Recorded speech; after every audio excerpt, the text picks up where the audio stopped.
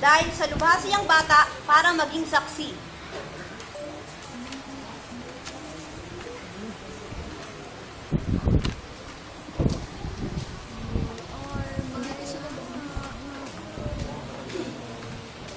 Yes, Your Honor.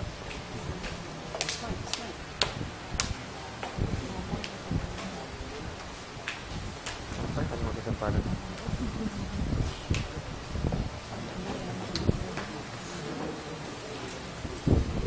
Sasakal.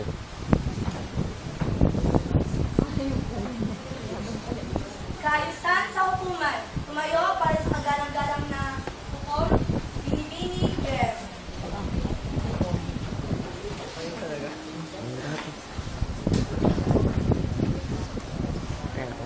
Hindi ako kasali. Hindi ako kasali. Ako ang witness. Salamat sa iyo, Bailip. Ang lahat ay maaari na magsuko.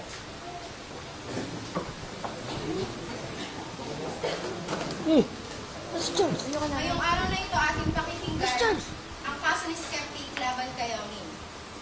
Makikita ko na tayong lahat ay narito na, kaya magpasimula tayo sa unang pagpapahayag mula sa tagausin. Gandang umaga, magalang-galang daw po. Tayong lahat ay narito ngayon upang tugunan ang isang seryosong sitwasyon. Aking kinakatawan si Skeptic at kami ay nag-aalala na ang nasasakdal ay tumitiyos ng labis sa kanyang edad. Ang wika ng Biblia sa atin na ang bawat bagay ay may kapanahunan. Subalit hindi yata nakikita ng nasasakdal ang katotohanan ito. Pakay ng konstitusyon na may ipakita na ang nasasakdal ay kumikilos na walang pagsasanay. Si Yongin ay isa lang na hustos na bata. Hindi pa siya handa o walang kahandaan para ipahagi ang ebanghelyo. Salamat. Ngayon naman ay oras para sa pambungad na panalita ng depensa. Maaari ka na magpatuloy kung handa ka na. Salamat, kagalang-galang ako. Samantalang aking ay ginagalang ang aking kalaban. Masasabi ko ang kanilang picture ay hindi maganda. Ang aking kliyente ay may kasalanan na isang bagay.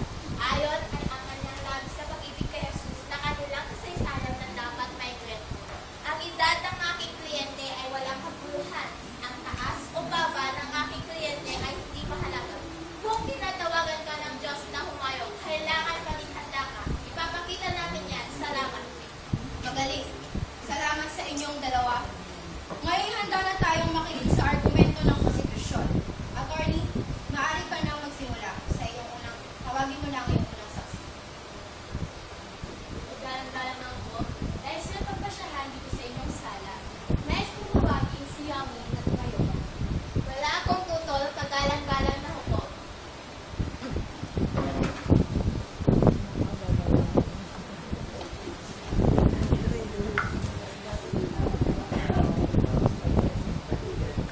Maaari bang itaas ang iyong kanang kamay? Nangangako ka ba na magsasabi ka ng katotohanan? Ng buong katotohanan at walang iba kundi katotohanan lamang? Background. Kung gayoy, maaari ka na. Background yan lang ito. Yami, maaari mo bang sabihin sa korte kung ilang taon ka na? Natutuwa ako. Ako po ay 15 taong gulang. Alam mo ba kung bakit ka naririto ngayon? Opo. Iniisip niyo po na masyado pa akong bata. Inaakala mo masyado pa akong bata para sa pag-ibig ng Diyos. Sige. Pag-ibig. Akala ko pag-ibig sila. Akala ko pag-ibig din. Oo, iyan ang katotohanan. Ang mga bata sa iyong edad ay hindi pa talaga handang maglingkod sa Diyos. Subalit ako po'y handa na. Natagpuan ko na si Jesus. Mayroon talata sa Biblia. Kapag ako'y nananalangin, pinalalakas niya ako.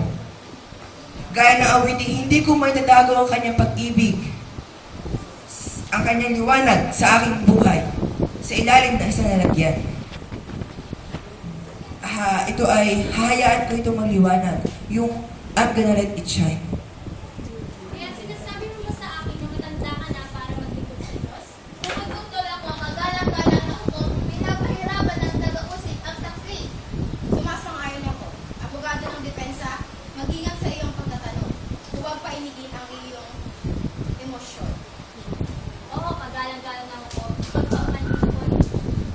Yung ano ang posibilidad na naunawaan mo na ang tunay na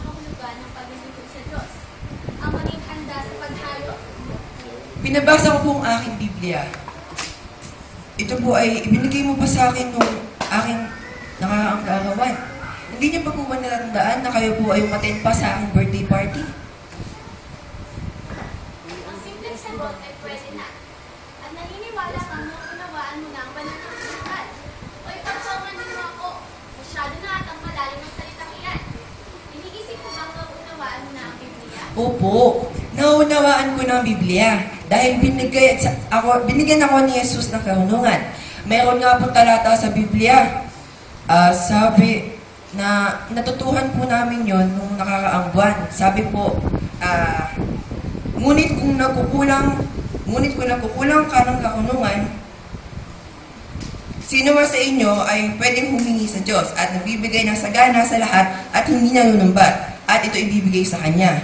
Hindi sinasabi na kung sino mang matanda ang manghihingi sa Kanya ng karunungan. Sabi dito, sino man. At iyon ay ako. Gusto ko na talatang yun. Ang simpleng sagot ay sapat na. Naniniwala ako kung bakit ganyan ang nararamdaman mo tungkol sa talata. Subalit iyo'y pinahihiwatig na nakikipag-usap sa iyo ang banal na espiritu. Binibigyan din niya ng karunungan. Ang simpleng sagot na oo o hindi ay sapat na. Opo. Kaya naniniwala kang maaaring na ipag-usap sa iyo ang Diyos sa pamamagitan ng banal na espiritu. Opo. Napakahirap po at ang paniwalaan ito. Hindi pa ito nangyari noon. Bakit napakalamang espesyal? Nangyari na po ito noon. Ang Biblia ay nagsasabi tungkol po kay Samuel na kinausap po siya ng Diyos. At ang sabi pa nga po ni Samuel, ako'y handa. Sabi niya po yun ng malakas.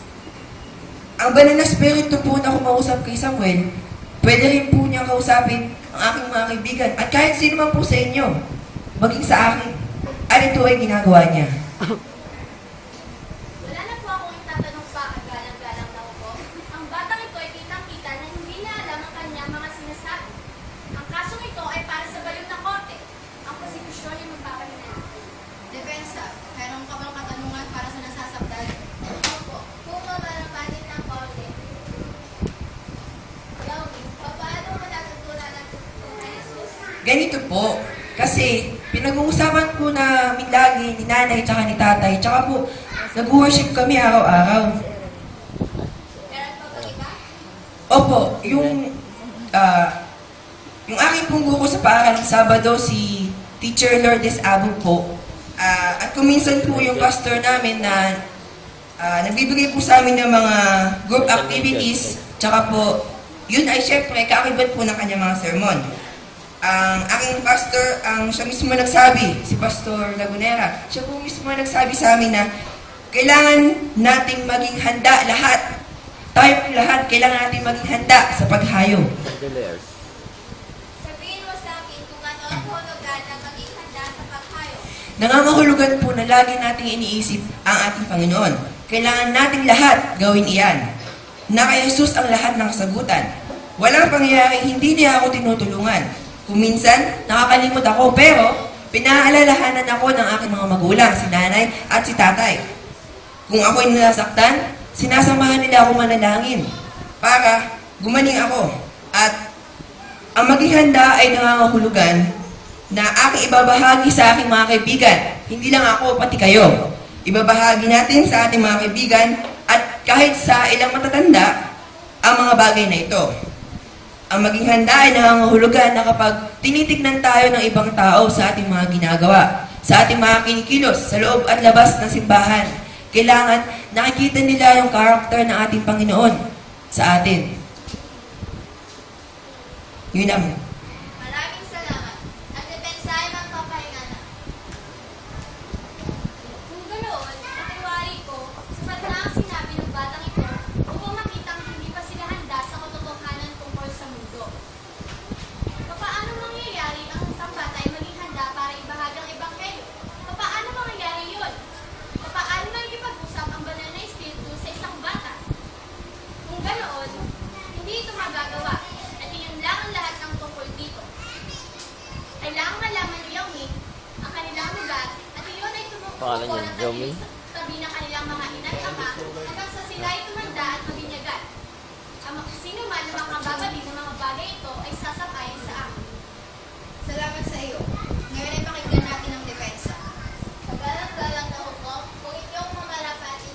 Pipiliin ko ang si Yoken ang magbigay ng aming huling argumento. Ganoon, mukhang kakaiba ata ito. Pero kung ikaw ay may sapat na pagtitiwala sa iyong kliyente, magpatuloy ka. Salamat po. Ang pangalan ko Yogi. Layo ba ako ng iglesia? Si Jesus, hindi ko lang siya matalik na kaibigan. Siya rin ang dahilan kung bakit titira ako sa langit sa darating na panahon. Itinuro sa akin ni Jesus ang tungkol sa Kanya, tungkol sa Diyos at sa banal na Espiritu, sa pamamagitan ng Biblia. Pinabasa ko ito araw-araw. Ako'y handa nang sabihin sa lahat ang tungkol kay Jesus. Handa na po ako ngayong sabihin sa inyo ang lahat. Handa akong tumayo at ibahagi sa aking mga kaibigan. Kahit sa mga estranghero minamahal din ni Jesus. Si Jesus ay nasa langit. Inahanda ang mansyon para sa bawat isa sa atin. Araw-araw rito sa lupa ay parang isang ligmaan. Nakikipagbaka tayo para kay Jesus. Handa akong makibaka, handa akong gumawa para sa Kanya. Handa akong mamuna. Handa akong sulo. Handa akong tumayong manunal para sa Diyos. Handa akong bukas. Handa akong malaman ng pagkakas. Ako ay handa at kailangan din ninyong maging handa. Handa na ako at hindi ako nag-iisa. Ako ay handa. Ako ay handa. Ako ay handa.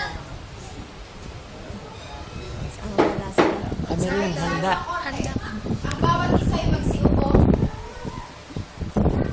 Yongi, napakinggan ang hukuman ng iyong kasagutan sa mga tanong. At ang opinyon ko ay walang merito ang sakdal laban sa iyo. Nananalangin na kung ikaw ay handa ng pumayo. Batid namin kung hindi namin ibabahagi ang ebanghelyo, ang mga bato'y sisigaw. Nasumpungan ng hukuman na ikay handa ng pumayo. Pagpalain kayo ng Diyos sa inyong ministeryo. Ang korte ay sarado na.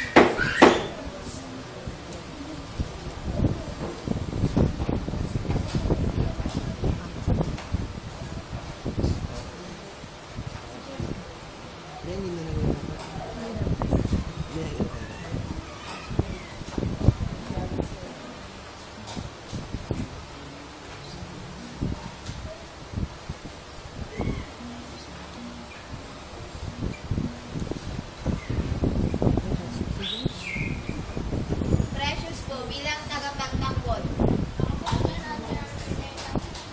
Kaparawit kayo.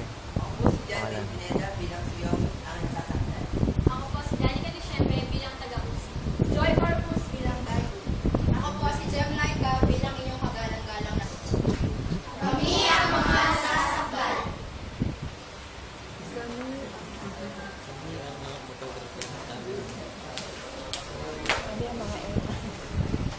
Technician. Cameraman. Director, President. Vice President,